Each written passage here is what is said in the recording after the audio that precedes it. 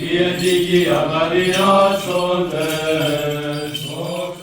celebrate the week of prayer for Christian unity in Jerusalem, it's a unique opportunity, I think, to become aware of the richness of the various traditions we have.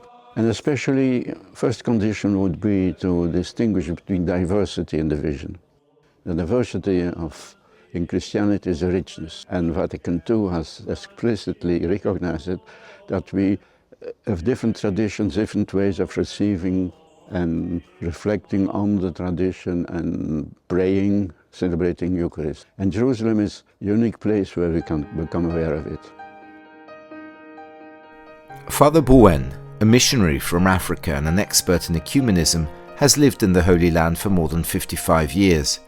For many years he dedicated himself as president of the Bishops' Commission for Ecumenical Dialogue to the preparation of the weeks of prayer for unity.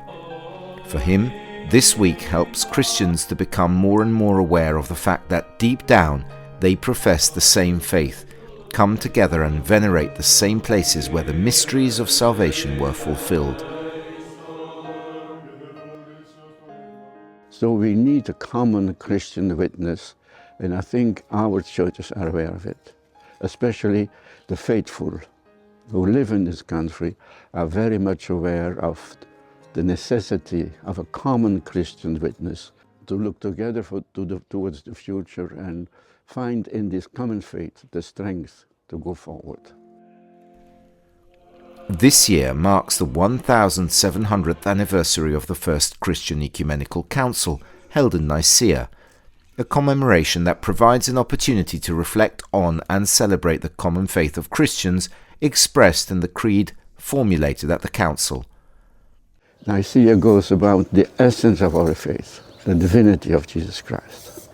And he is the word, homoousios, the famed word of Nicaea, that we translate by consubstantial, but nobody knows exactly what it means, but the mystery is there.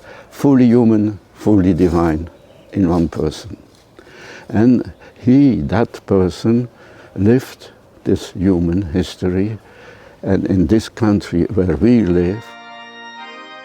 For the Archbishop of the Anglican Church in Jerusalem, the Reverend Hossam Naum, hosting one of the prayers is an honor. It opens up a space for the different traditions to meet, and on the other hand manifests their commitment to communion. He himself served for 12 years as secretary of the Council of Church Leaders.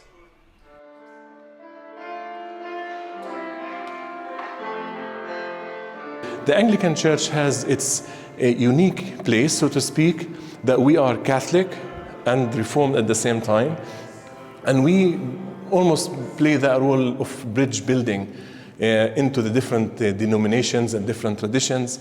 We are very much Orthodox in our doctrine, Catholic in our liturgy, and also the emphasis on the Word of God being Reformed and Protestant in a way.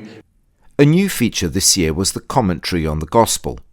In the Anglican Church, it was Bishop William Shomali who delivered the homily.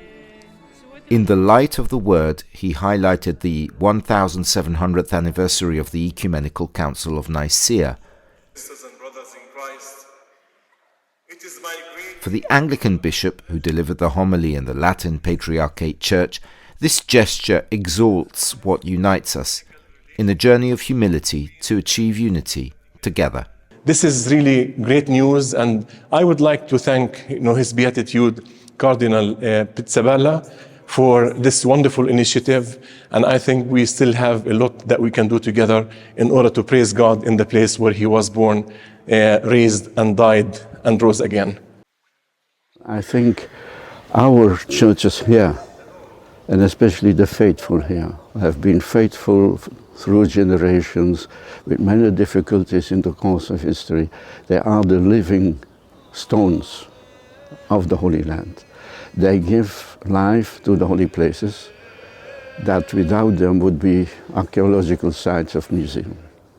So when pilgrims come to Jerusalem and see these Christians living on it, around these holy places, in a faithfulness that is admirable, I think that's a witness.